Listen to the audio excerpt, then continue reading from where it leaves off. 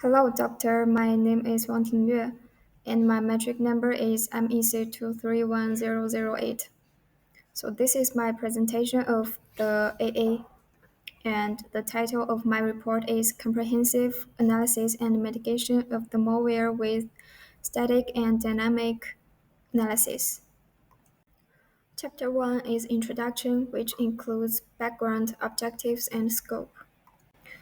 About objectives, malware analysis is essential in today's rapidly evolving cybersecurity landscape. This study investigates the EXE malware to understand its behavior, identify potential threats, and propose effective detection and mitigation strategies. First objective is to identify LOCs such as file system modification, registry changes, and network activities. Number two is to evaluate the malware's persistence mechanisms and assess its long-term impact on system integrity. Number three is to analyze its communication patterns to determine potential interaction with C2 servers. Chapter 2 is analysis methodology, includes static analysis technique and dynamic.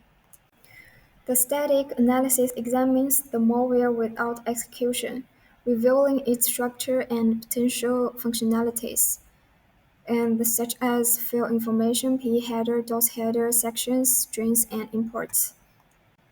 And meanwhile, dynamic analysis is performed by executing the malware sample in an isolated environment, which is FlareVM, to observe its runtime behavior and interaction with the system. The tools used is Wireshark, Rackshot, Process Monitor, and ProcDot. Chapter 3 is findings, which include static analysis observation and dynamic observation. The first part of static analysis is fill basic information, which by using tools DIE, HashMyFields, VirusTotal, and we can get the results such as field name, field size, field type, compiler, and field hashes. And we can see there is a packer which used by UPX, and we have to unpacker it.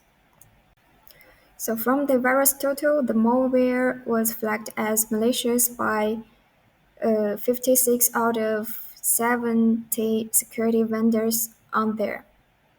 It is identified as Georgia, suggesting potential remote access Georgia capabilities and anti-analysis mechanisms. This part is about P header and DOS header. The P header indicates that the malware targets a 32-bit Intel 386 architecture with 4 sections and was compiled on 2009. Debugging information has been stripped, suggesting potential obfuscation techniques. The DOS header confirms the file as a valid executable with the MZ signature, standard PE structure, and memory allocation details, potentially allowing it to occupy all available memory. This part is import analysis. This section shows that the malware relies on several DLLs, providing functions for process management, system service, and network communication.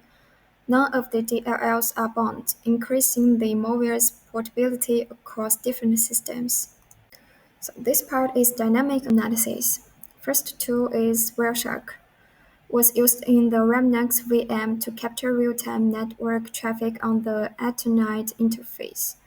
Analysis revealed that UDP traffic accounted for 50.8% with a significant portion of MDNS, SSDP, and NetBIOS traffic, indicating local network discovery. Frequent IGMP-v3 membership report messages to multicast addresses suggest possible malware reconnaissance or C2 communication attempts. Second tool is Rackshot. Rackshot comparison before and after malware execution revealed 669 changes in the system.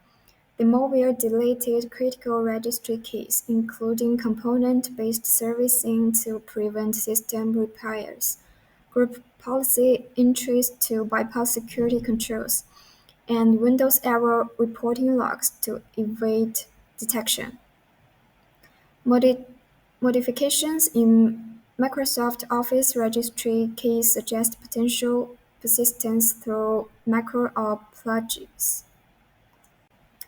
Then I use the process monitor. There are some key observations. First, registry access to system configurations and service. Number two, attempts to use network-related DLLs for potential communication. Next, field logged errors indicates efforts to bypass system protections. And last one, generated CSV field for further analysis. The last tool I use is Prog.dot, was used to visualize and correlate system events from process monitor and network traffic from Wireshark. After configuring process monitor settings for compatibility, the combined analysis revealed critical links between system activities and network communications, providing insights into malware persistence, data exfiltration, and potential C2 behavior. The malware process interacts with multiple local IPs and multicast addresses, indicating possible reconnaissance and covert communication. So that's all about findings, and the chapter 4 is impact assessment, includes potential risks, affected systems, and risk level evaluation. So the malware analysis has identified several potential issues that could impact system integrity and security. Below is a summary. First one, the malware possesses persistence mechanisms allowing it to maintain a long-term process by modifying registry settings and system configurations. It delays critical system update tracking entries to prevent detection and repair. This behavior enables the malware to survive system reboots, making it challenging to remove. Number two, it leverages network communication mechanisms for lateral movement and data exfiltration. Analysis shows that it utilizes HMP multicast to interact with multiple local IP address, potentially for C2 purpose or data leakage. This covert communication method complicated detection and possess a risk of sensitive information exposure.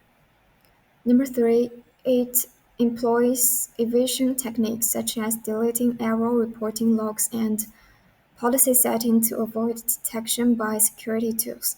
It also uses encryption and code obfuscation to conceal its true intentions, making security analysis more difficult.